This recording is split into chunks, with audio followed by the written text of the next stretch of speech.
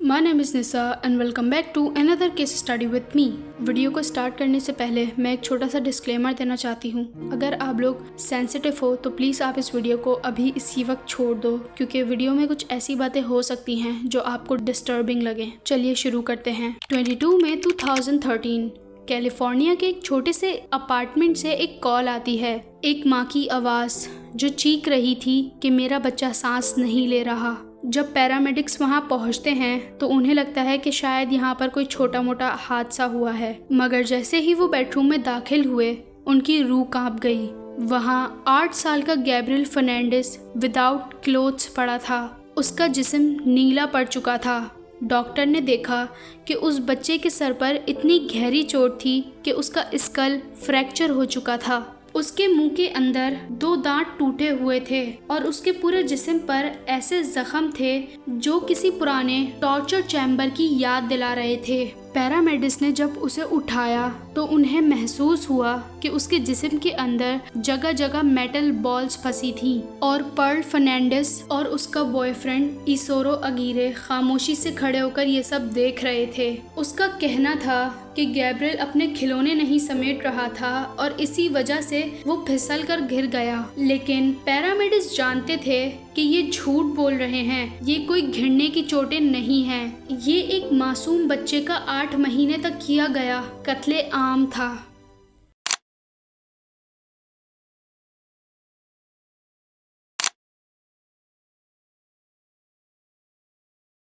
Gabriel की बदकिस्मती उस दिन शुरू हुई जब वो इस दुनिया में आया। 20 फरवरी 2005 जब वो पैदा हुआ तब उसकी माँ पैरल ने डॉक्टर से साफ कह दिया, मुझे ये बच्चा नहीं चाहिए। उसने गैब्रियल को कचरे की तरह हॉस्पिटल में छोड़ दिया। पैरल एक ऐसी औरत थी जिसकी अपनी जिंदगी नशे और जुर्म से भरी हुई थी। गैब्रियल को उसके परदादा मिकेल और उनकी पार्टनर डेविड ने गोद ले लिया। अगले 4 साल गैब्रियल के लिए जन्नत थे। उसे प्यार मिला, अच्छी ग़िज़ा मिली और वो एक हंसता खेलता बच्चा बन गया। लेकिन 2012 में किस्मत ने रुख बदला। पैरल फर्नांडिस को अचानक अपने बेटे की याद आ गई, मगर क्यों?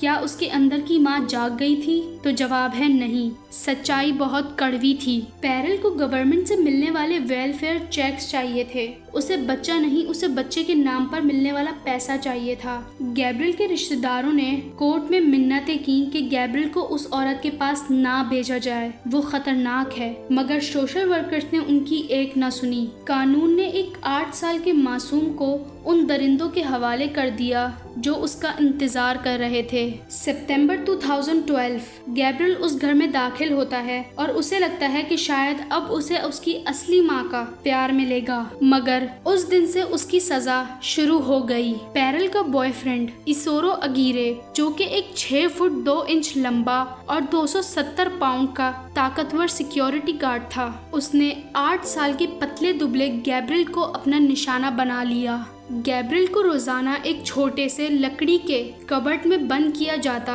और इसोरो उस कबर्ड को बाहर से लॉक कर देता। गैब्रियल के कपड़े उतारकर उसके हाथ पैर बांधकर उसे घंटों तक मारता और वो उसे उसकी खुद की बॉडी वेस्ट के साथ रहने पर मजबूर करता। और जब गैब्रियल भूख से चिल्लाता तो उसकी माँ पैरल उसे खाना देने की बजाय कैट लिटर और कैट फीसेस खाने पर मजबूर करती थी। और अगर गैब्रियल को वॉमिट आ जाती तो इसोरो उसे तब तक मारता जब तक वो अपनी ही वॉमिट चाट ना ले। उसे रोजाना बीबी गन से मारा जाता और जब गैब्रियल दर्द से चिल्लाता तो पैरल और इसोरो बहुत तेज तेज हंसते, जैसे ये सब उनके लिए एक खेल है। गैब्रियल जब भी स्कूल जाता तो वो उसे लड़कियों वाले कपड़े पहनाते ताकि लोग उसे गे समझकर उसका मजाक उड़ाएं। गैब्रियल के जिस्म पर इतनी चोटें और इवन उसके सर के बाल तक नुचे हुए थे और ये सब उसकी एक टीचर जेनिफर ने नोटिस किया था और उन्होंने गैब्रियल से पूछा भी था कि ये सब क्या है, लेकिन गैब्रियल ने कुछ नहीं कहा। लेकिन कुछ दिनों बाद गैब्रियल ने अपनी टीचर से एक सवाल पूछा, टीचर, क्या ये सब नॉर्मल है कि माँ बाप अपने बच्चे को तब तक मारें जब तक उसका खून नहीं निकल जाए? तो इस सवाल के बाद गैब्रियल के टीचर जेनिफर ने फौरन चाइल्ड प्रोटेक्शन सर्विस को कॉल की और एक बार नहीं बल्कि 6 बार रिपोर्ट लिखवाई। पर सिस्टम की तरफ से कोई एक्शन नहीं लिया गया। तो देखा जाए तो गैब्रियल की मौत का जिम्मेदार कहीं ना कहीं ये सिस्टम भी था। और फिर आती है वो बदकिस्मत रात। 22 में 2013 की रात गैब्रियल की आखिरी रात थी। इसोरो का गुस्सा आज पहले से कई ज्यादा था और वजह सिर्फ इतनी थी कि गैब्रियल ने अपने टॉयज नहीं समेटे थे। इस मामूली सी बात पर इसोरो ने गैब्रियल को जमीन पर पटका and he started hitting him repeatedly. एक 8 साल का बच्चा जिसके सामने एक 6 फुट का जल्लाद खड़ा था और उस बच्चे की सगी माँ उसे बचाने की बजाय अपने बॉयफ्रेंड का साथ दे रही थी। उन दोनों ने गैब्रियल की पसलियां तोड़ दी, उसका गला दबा दिया और उसका सर दीवार पर मार दिया। और जब गैब्रियल बेहोश हो गया और उसने हरकत करना बंद कर दी, तब इन दोनों को एहसास हुआ कि बात हाथ से निकल चुकी है।